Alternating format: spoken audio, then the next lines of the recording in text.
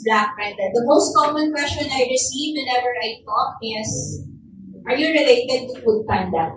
Okay. So that's normal. It's okay. It's okay to ask that question. Okay. So we're not related to Food Panda, as I think Jean had mentioned earlier. Okay. Black Panda Group is actually on the cyber security space. Okay.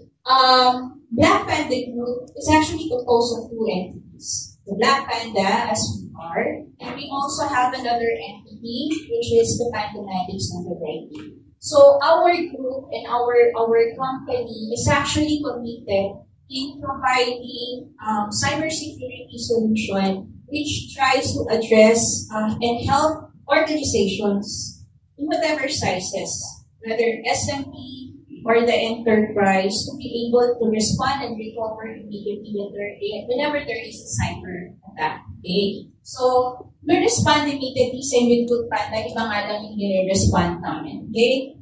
So, who is Black Panda? It's not complete introducing Black Panda if I won't discuss this. Okay? Black Panda as a group, it's actually sabi nga ni Michelle kanina, it's a combination of all genders. But Black Panda is actually an Asian-centric presence and expertise when it comes to digital forensic and incident response. So the people you are seeing in the screen right now are our people who are actually helping organizations respond to a cyber incident. Okay? Notable on this one is Black Panda currently right now is one of the largest teams in Asia Pacific. Okay? We're very proud of that, building that team in Asia Pacific. Okay? I think we have around 10 to 12 DFIR analysts inside the team, which is not the same as other DFIR companies. Also, I would like to stress that strategically regulated Asia Pacific. Okay? We want to address the needs of the Asia Pacific market as well. That's why we are here. And this is one thing that is very good local. Okay? In our experience, whenever we respond, our DFIR respond to a certain incident, one of the common challenges is communication. Okay? There are some situations wherein may insidente, tatawag yung customer for help, and then somebody, a foreigner, will be able to respond. And then kung ano nangyayari, based on our experience, medyo nagkakaroon ng communication gaps. Okay? Or communication problems. So that is one of the strategies that Black Panda is doing. We want to have a faster communication and facilitate easier communication. That's why we are also hiring local DFIR representatives. That will help this yung confidence as well ng mga kliyente. Okay. So that's who we are in Asia. And also, I'd like to highlight also that it's not just that Asia that we are focusing in, but also our team is highly specialized. Okay? Specifically in digital forensic and incident response. You can be sure that whenever you call Black Panda's team, someone who is 100% IR specialist will be responding to your needs. Okay? And this DFIR specialist na tulad ni Raconina have been experienced a lot of cases that they handle. So, hindi ito yung parang first time nilang mag-handle. Parang nagpapunta ka ng sundalo sa giyera ng walang alam. Okay? So, this DFIR specialists we can guarantee that they have the experience, the knowledge. And, of course, committed to mastery. Lahat ng DFIR analyst namin needs to pass certain certifications. Okay? And this is a requirement. Why? Because lahat ng customers natin, even not only here in Philippines, but even especially in region, would ask, gaano pag nila kaalam yung ginagawa nila? Diba? kung nahack ako, I would really want to give my confidence dun sa grupo na talagang alam kung ano yung gagawin. Okay? And highly certified. There are some situations where in our DFIR, once they handle the case, they can act as an expert witness in a court. Kung halimbawa magdalhin ng kliyente yung diskusyon sa isang korte at mag-file ng legal complaints doon sa threat actor. Okay? So it's really a must for all our DFIR specialists to establish that expertise by getting certifications regularly. Okay? So that's what we are guaranteeing the customers as well when it comes to our DFIR. And the third part is for technology driven. Okay? We're not only driven, although we provide service, but we use technology to be able to provide a better service for our clients. We're using a lot of technologies like, for example, tools, EDR tools, digital forensic collection evidence tools, to be able to help them perform their services. And not only that, actually Black Panda also developed their own proprietary tool as well, our technology, which is actually the ASM that Rock mentioned earlier. Okay? Now, the second task that I'm going to share with you is what can we offer to the Philippine market. Okay? There are two sets of solutions that we offer specifically for the needs of the market. We are catering to the small, medium business market, but we are also catering to the enterprise market. Okay? So that's and the solution and the problem that we're trying to solve for these two markets is actually addressing cyber incidents, investigating cyber incidents, and help them get back to their normal operation immediately. So two types. The first one that you see on the right side, but it's on your left side, it's what we call the IR1. That's the flag product of solution of Black Panda right now. The IR1. The concept of IR1 is an incident response solution developed for the needs of the SMB market. Okay, so when we say SMB market, we're looking at 10 or less than 1,020 licenses. That's what we are looking at when we say SMB. And for the enterprise markets, which is more complex in terms of their needs in incident response, we also have the traditional services available for them. Okay? Now, for this morning, I'd like to focus more on sharing with you what is IR. This is the first time you've heard IR1, right?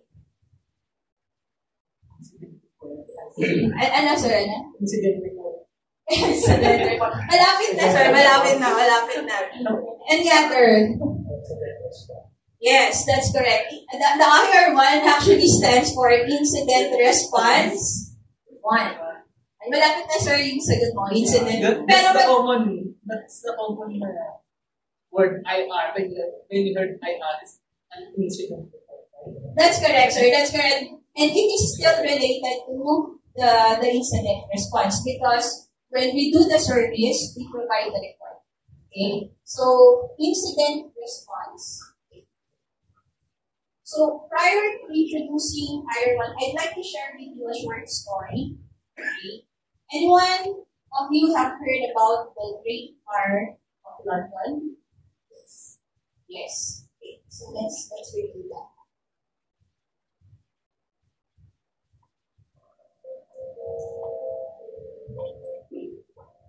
Hello everyone! This video is about telling the worst tragedies that happened in London in the year 1666, the Great Fire of London. But what happened? How did it all start? Let's take a look. Well, it had all started in a bakery in Pudding Lane in the city of London, owned by a man from Thomas Barrymore. It was September the 2nd when a tiny sparkling oven burnt down most of London. Thomas had forgotten to put off the fire in the oven that night. Thomas's family escaped through the window to the house next door. The fire lasted for 4 days, from September the 2nd to September the 5th. The fire was so huge, it is called the Great Fire of London. During that time, the houses were built very close to each other and were made of wood and straw. This caused the fire to spread rapidly and easily. It is also believed that before the fire had begun, there was a drought in London that had lasted for about 10 months, due to which the city was very dry, causing the fire to spread rapidly. People used leather buckets and wood was worked without the fire, but it did not work enough. When the fire broke down, many people went to St. Paul's Cathedral for shelter, as it was made of stone. But they did not realize that the roof of the cathedral was made of wood, so even St. Paul's Cathedral was burned. The fire burned lots of buildings. Around 13,000 houses, 87 churches, and even St. Paul's Cathedral. More than 100,000 people were homeless. Finally, St. Paul's II asked for houses to be pulled down so that the fire could be stopped from spreading. A very young fire was extinguished early in the morning. Was the end of the day. This is why famous little fire by the people. The whole city was rebuilt. The houses were built with bricks instead of wood. Sir Christopher Wren, a famous architect, designed the new St. Paul's Cathedral. He also designed a monument to remember the Great Fire of London, which still stands today. It is 60 meters high, and it took around 6 years to build this monument. Hope you learned some facts about the Great Fire of London. If you like this video, click the subscribe button to get more such videos.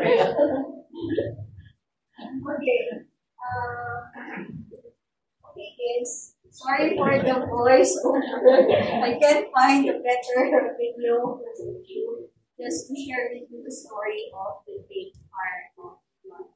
Okay, but I'd like to start with that story and relate it to either one. Okay, there are several lessons learned from that experience. Okay, the first one is fire can happen in an instant and it can grow rapidly without addressing it, right? Especially right now, dito ngayon, diba?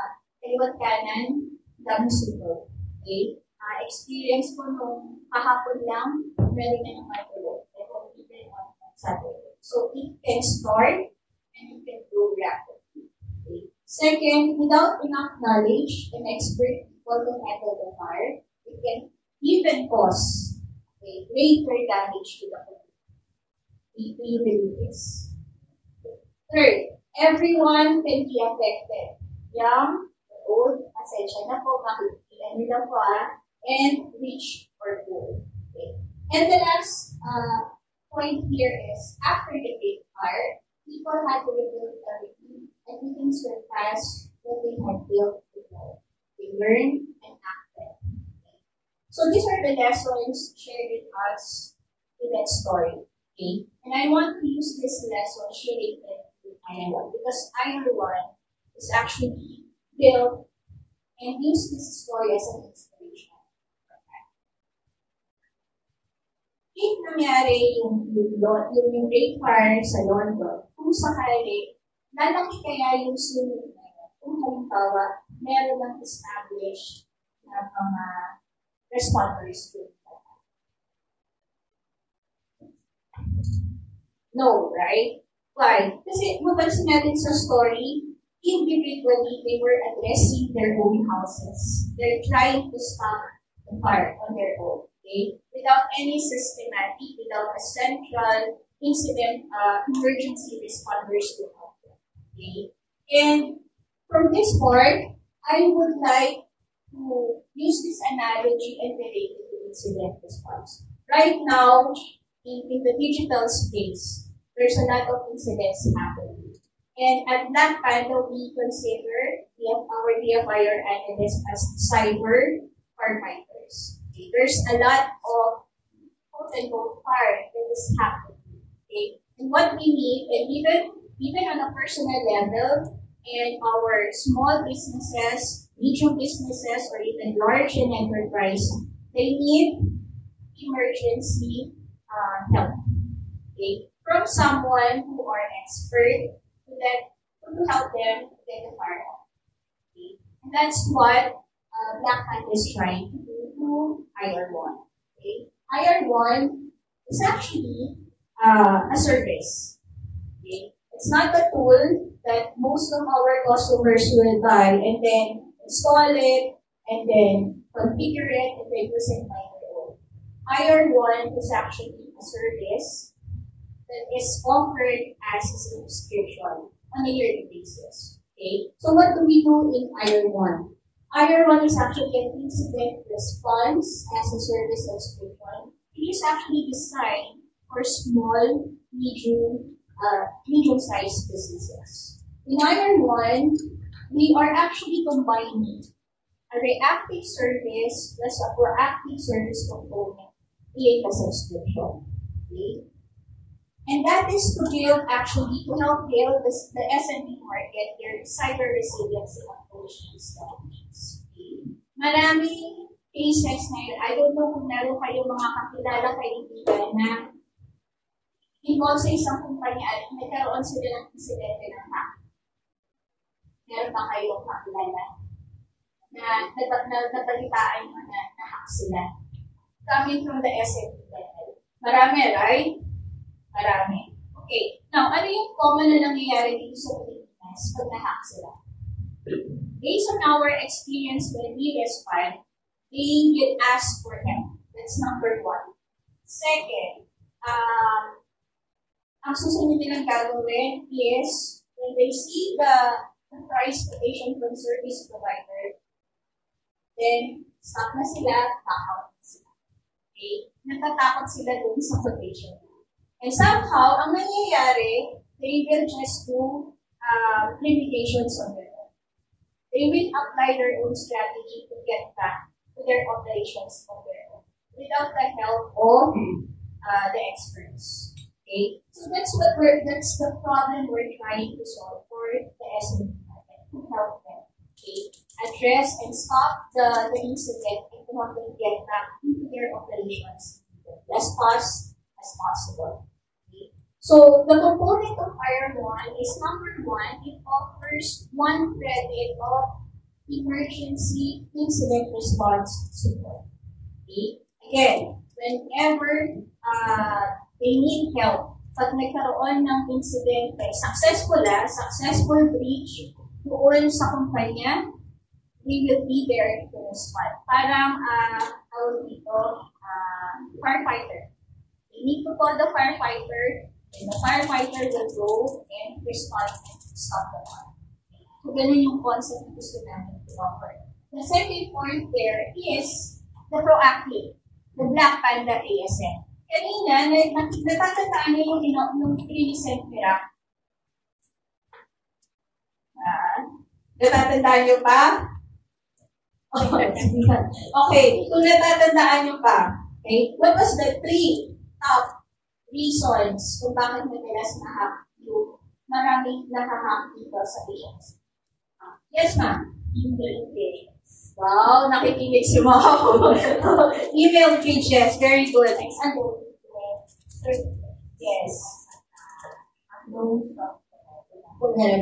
Yes, that's correct. Thank you, ma'am. Okay, these are two. Okay? And because these are the reasons that majority of the companies, whether small, medium, or large, are getting hacked, okay, or getting breached, it's because of this three top reasons. And that is what we are trying to address in Black Panda ASM. Black Panda ASM is, it stands for Attack Surface Control. Okay? Ang ginagawa nito in a layman's term is, halimbawa, ito yung bahay mo. Okay? Tapos, meron kang CCTV sa labas. At nakikita mo kasi yung naglalakad, gumagalaw sa harap, sa likod, sa gilid, sa dalawang gilid. Okay? And then, pag nakita niya kung sino yung mga activities na yun, sasabihin niya sa'yo. Ay, halimbawa, may bukas na pintuan sa likod ng bahay na. And that can pose as a vulnerability para sa'yo. So, ang sasabihin niya, suggestion niya, isarado mo yung pinto para hindi ka pasok.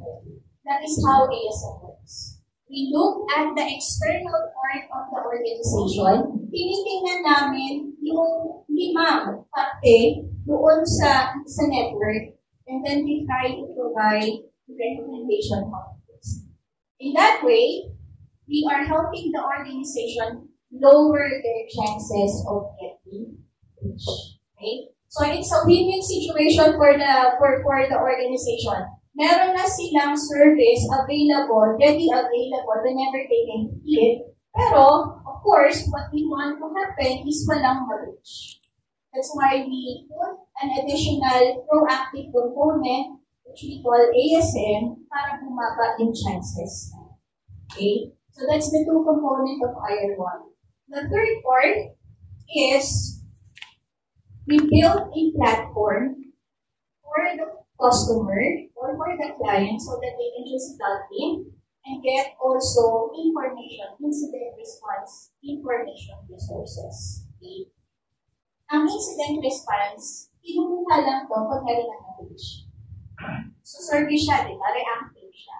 Pero what we did, aside from giving it as a service, we actually also built a platform na para naman medyo tangible. Meron akong pupuntahan. Pag nag-subscribe ako sa IR1, there's something I can go to, log in, and see what's happening. Okay? That's why we built the platform. So that the customer can access also this information and free resources. Okay? And the fourth component of IR1, which is related to the incident response support, is we are also giving financial damage report. Okay? And again, the financial damage report is connected to the incident response service. So every time na merong kliyente na mag-seek ng help from Black Panda to do the investigation, after doing the investigation, there are two reports na matatanong. The first one is the technical report. Yung technical report will discuss ano ba yung tinamaan na system. That server ba yan? Yung email ba yan? O yung file server ba yan? Okay? Second, malalaman niya kung saan nagsimula yung atake. Paano nakapasok sa system yung hacker. Okay? So those are the technical information. And of course, kasama doon yung paano ko i-aayos yung system ko after nagkaroon ng attack. That's the most important part of getting the report. Paano ko mag-continue? Paano ko i-remediate? Okay? Paano ko i-fortify yung system ko ngayon na na-hack ko? Okay? Kasi syempre ayaw natin maulit yung hacking incident, diba? So definitely, pansinin niyo ang mga kumpanya, after nila na-hack, naglalabasan ng budget. Doon sila bibili. Why? Kasi na-experience na nila diba? So lalabas ngayon yung pera to buy all the necessary solutions to fortify their system. Okay? Kasama yun sa technical report na ibibigay namin. And aside from that, may isa pang report, the financial damage report. Wherein the financial damage report is actually giving the customer an idea of how much, quantify how much is the possible cost of that attack. What was the loss doon sa kumpanya, okay, because of this attack. And normally, ito yung pay ng mga may-ari. Okay? Kasi pagkatapos ng attack, hindi nila alam kung paano yung malasa. Okay? What was the cause of that 3-day operations down sa akin? Okay? So, that's the purpose of the financial damage report. And for to give information, let's say, for example, to the IT security team, on how much they should budget for the remediation, yung pag-aayos. That will give them an idea. Okay? So, yun yung financial damage report. And of course, the last component of the higher one is having an access to a cyber insurance pricing for all those who are interested in actually trying to venture into incorporating insurance in their cybersecurity plan. Real talk. Dito sa Pilipinas, hindi nila kino-consider ang cyber insurance as part of the cybersecurity plan. Correct? Yes. Bakit? Gastos lang yan. Gastos lang yan. Okay, that's... Sabihin lang. Exactly. Okay. Kasi tayo sa personal level, ganun din eh. Nung nag-uumpisa yung offering ng car insurance, ng health insurance, di ba, even yung sa house insurance, if there are, hindi tayo masyadong nakikinig eh. Diba? Sasabihin na, oh, ayan na naman yung sales, bibentahan na natin yan eh. Diba? Until we experience the actual incident. Okay? And now, in Black Panda, what we're trying to do is to open the idea to the market that, you know, insurance is also part of going back into your normal operation. Okay? Although I know it's too early for Philippines to understand the concept of going to insurance. Okay? But we are actually, we actually have this component in Ireland. Okay? Okay, so just to go through each item, the emergency incident response report will give each company 1 credit. Okay, wala naman siguro sa kumpanya na nahack ng 2 beses sa isang taon. Diba? Kadalasan, there will always be a chances of a company getting hacked 1 time sa kumpanya. Okay? And that's what we're giving to the subscriber. I guarantee, tawag dito, kampante sila na meron silang tatawagan na incident response. Actually, hindi nga tatawagan eh. Walang kailangan tawagan. There's no email address that the subscriber need to remember. Okay? All they have to do is to go to the portal, log in, and press the help button. Okay? So that's how we're trying to do it as fast as possible for the subscriber. Kasi, importante sa kanila yun, yung response time. Okay? Next is, okay, just to explain more. Siguro kung ano yung ginagawa during the response. Okay? Malamang gusto nyo naintindihan. Number 1, pag may sumagot at nag-responde, ang una-una nilang gagawin is to contain the threat. Okay? Ang purpose nun is to actually resume the business immediately. Halimbawa, may ransomware attack. Okay? Ano nangyayari kung may ransomware attack?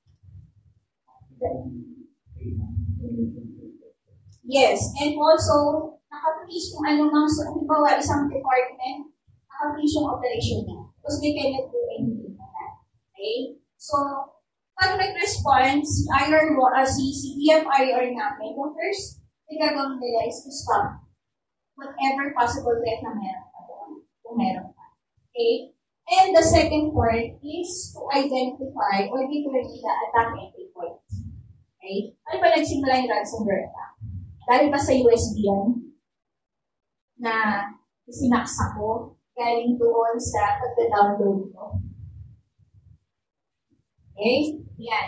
Dahil ba yan sa email na na-receive ko? Tapos may magandang invitation, tapos clinic ko. Ano ba siyang natin? Okay? We're trying to identify and pinpoint saan nagsimula.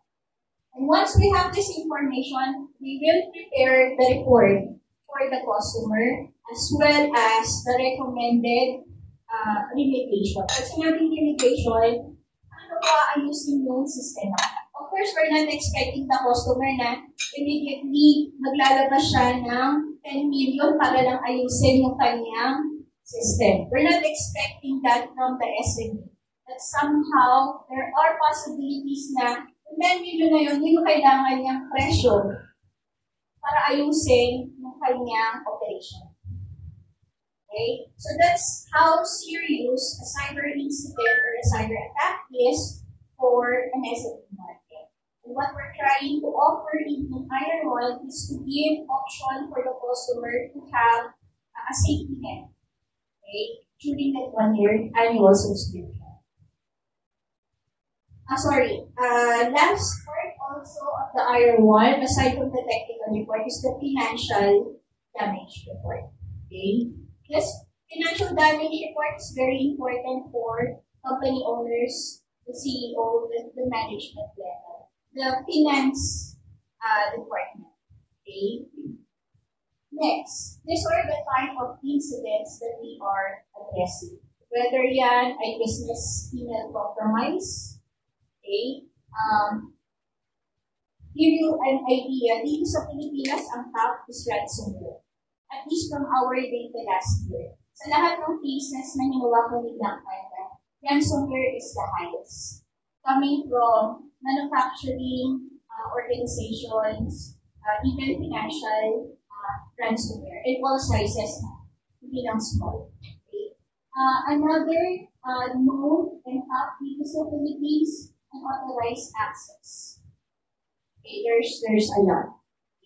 And third would be business email compromise. Ito yung mga empleyado na basta-basta nilang nag-ipindot, nag-click dun sa mga email na na-receive nila. It's, you know that the email is really visible.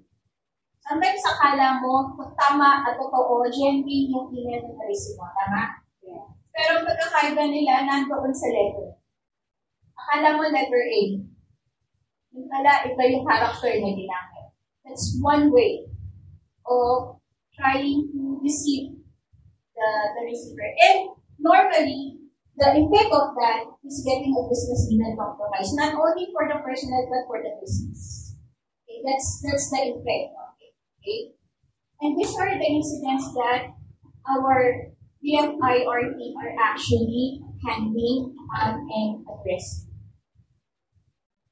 Okay? The financial damage report, as mentioned, is actually a report that we give to quantify how much was lost for the business.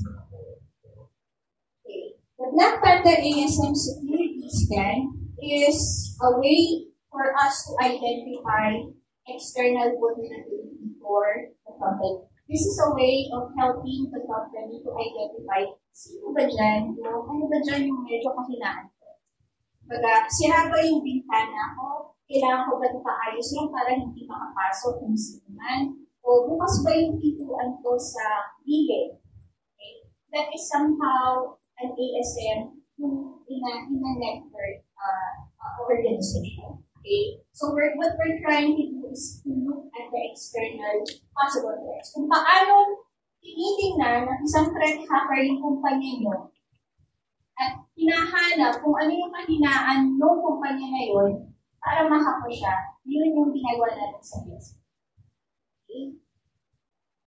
Now, dito, napatandaan nyo yung magtuon sa deliverables. Itong follow ng deliverables. This was presented earlier by Ra, and this is what we are covering in our scanning report.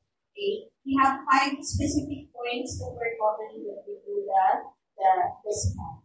To make sure that we are actually covering specific points doon sa customer. And this is the sample reports that the customer will see and will get whenever they log in to the portal and see the actual report. So, by the way, the scanning is done every week. Yung customer, maghihintay na lang ng report every week para tingnan ano yung vulnerabilities ko ngayon. Meron bang ako kailangang immediate na kailangang i-address para maiwasan ko na mahack. Okay? And these reports are categorized into severity. May critical, may high, may medium, and may low. So that as a customer, I can immediately identify ano yung ipa-prioritize kong ayusin. Okay, so that's how the report is presented. And of course, these reports are available in the portal for the subscribers. Yung portal ginawa again as a form of communication sa partner or sa subscriber, and for them to have a tangible na nakikita na ito talaga yung subscriber. Okay. Now, important question. At ito yung hinihintay ko, alam ko. The question is, how much? Diba? Sa Pinoy, how much is this? Baka mahal yan. Okay? Let me start with giving you a comparison. Okay? If I'm going to get a separate solutions and build an iron one, this is normally how it will cost. Maganda na reaction mo. May negative reaction. Okay? So let me just explain this. Yung nakikita niya on the left side, these are the capabilities of iron one.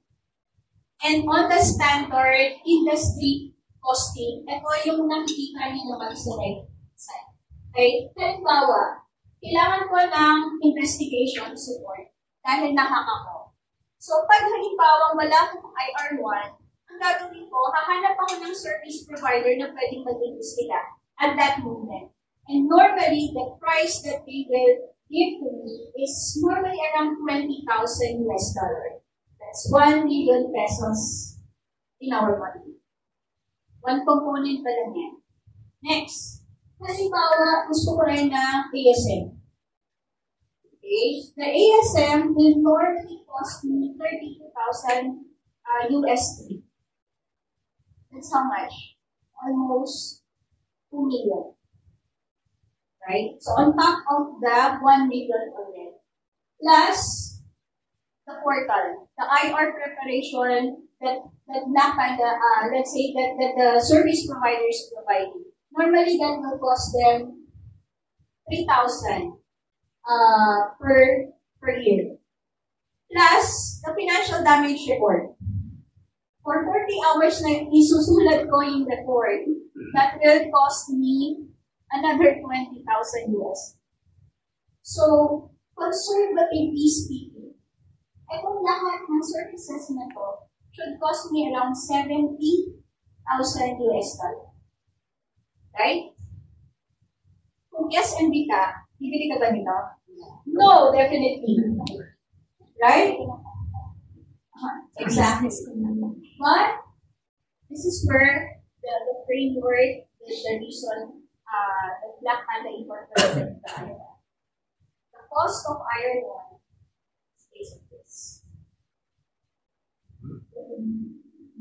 Okay? Silence. Okay. Totoo.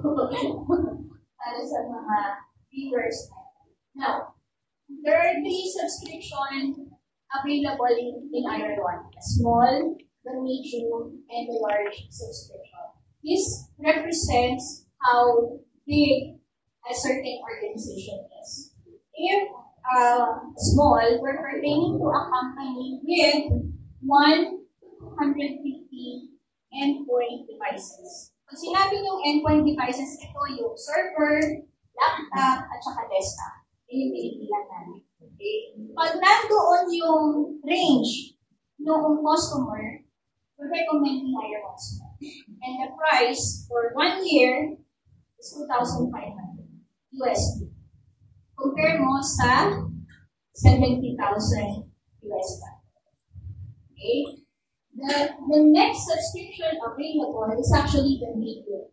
The medium caters for companies with the sizes of 1 to 500 endpoint devices. And the third subscription that we have is the large, which caters for 1 to 1,000 endpoint devices. Okay? So not bad, right?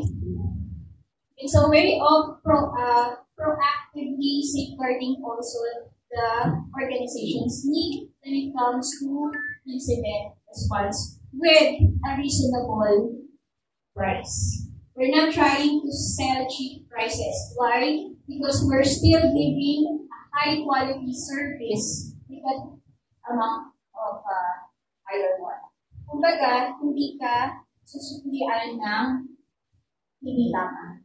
Whenever the customer invests to buy an Iron One subscription, the customer will get a high quality services from our unit. Okay? So, actually, that's it. Akala ko may susunod pa. Sorry. So, that's it. The Iron One. What is Iron One? Okay, thank you.